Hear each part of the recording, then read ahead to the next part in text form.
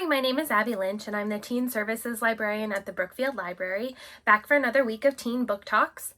June is LGBTQ Pride Month, so we'll be featuring all books by LGBTQ authors or with LGBTQ characters. The first up is All Out, which is edited by Saundra Mitchell, and this is All Out, the no longer secret stories of queer teens through the ages.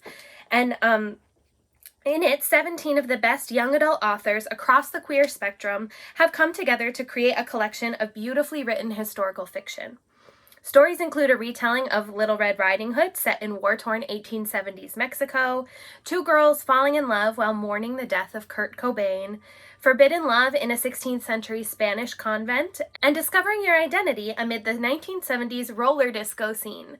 There are great authors included. Some of the names that I have read before and liked were Anna Marie McLemore, Melinda Lowe, Cody Keplinger, Sean David Hutchinson, and there's so many more. And so this is a great choice for short story fans and for historical fiction fans.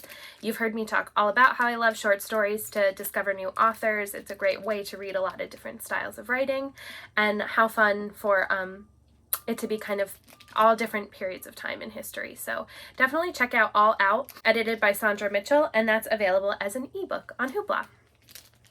Next up, we have a Connecticut author, or an author from Connecticut anyway, and a book that's set in Connecticut, which is Reverie by Ryan Sala. And Reverie is a wildly imaginative story about what happens when the secret worlds people hide within themselves come to light. All Kane Montgomery knows for certain is that police found him half dead in the river.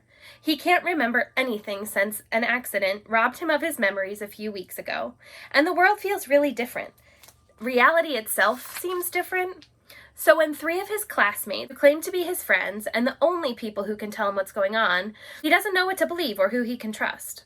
But as he and the others are dragged into unimaginable worlds that materialize out of nowhere, the gym warps into a subterranean temple, a historical home nearby blooms into a Victorian romance rife with scandal and sorcery, Kane realizes that nothing in his life is an accident, and only he can stop their world from unraveling. So this is fun, a little fantasy-influenced story here. One of the blurbs said it was like Inception meets The Magicians, so that's really kind of fun, layers of different realities. And this is available as an ebook on Hoopla. The next book is I Wish You All the Best by Mason Deaver, and you probably can't see in the video, but it is blurbed by Becky Albertalli, who is the author of Simon versus the Homo Sapien Agenda, or the book that Love Simon's based on, and she says, heartfelt, romantic, and quietly groundbreaking, this book will save lives. So I Wish You All the Best is about Ben DeBacker, and they come out as non-binary to their parents, and they're thrown out of their house. And so Ben is forced to move in with their estranged older sister Hannah and her husband Thomas, whom Ben has never even met. Struggling with an anxiety disorder, compounded by their parents' rejection, they come out only to Hannah, Thomas, and their therapist, and try to keep a low profile in their new school.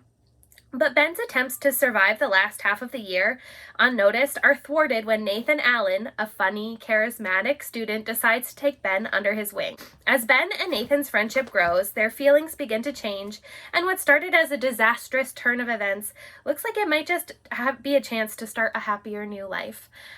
This is available as an audiobook on Hoopla, and I would really, really recommend the audiobook if you're an audiobook fan. It's narrated by M.W. Cartosian Wilson, and they do a great job of the narration. It's a really good audiobook. Speaking of audiobooks, I have another audiobook that I don't have the cover for that I'm currently reading now. It's called You Should See Me in a Crown by Leah Jonson, and it just came out, I think, last week. And this is about Liz Leidy, who gets into her dream college, but she gets in without the scholarship that she needed. And she lives in this Indiana town where prom is their big deal thing, and you can get a really big scholarship for prom. So even though she's had no interest in any sort of this popularity, prom stuff in the past, she decides to run for prom queen to try and get the money she needs to go to the school she wants to go to. And so I'm really loving it so far. It's really fun and funny, and the voice is really great, and you feel like you really know her. And the audiobook is narrated by Alaska Jackson, and it's really, really good narration. She's nailing characters like just everybody has a very distinct voice without it being too charactery, and I'm really enjoying it so far. I can't wait to see what happens. And then the last book I'm going to recommend today, I have the cover of the second one, but it's Check Please. So this is volume 2, but we also have volume 1 in a hard copy. But then this isn't available on Hoopla, but it is available on another app we offer called Libby.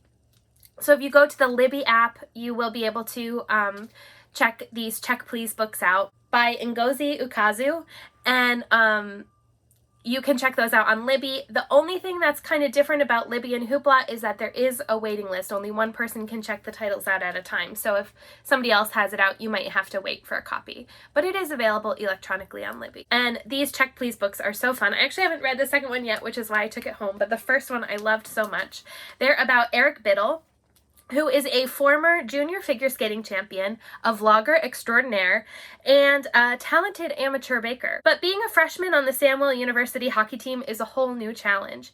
It's much more intense than his club hockey team in Georgia. And then there's Jack, his very attractive but moody captain. And so I'm going to just flip through so you can see some of the art style. I love that he's a vlogger because you get these great kind of straight to camera monologues, which is so kind of unusual for a graphic novel where he's like breaking the fourth wall, talking right to you.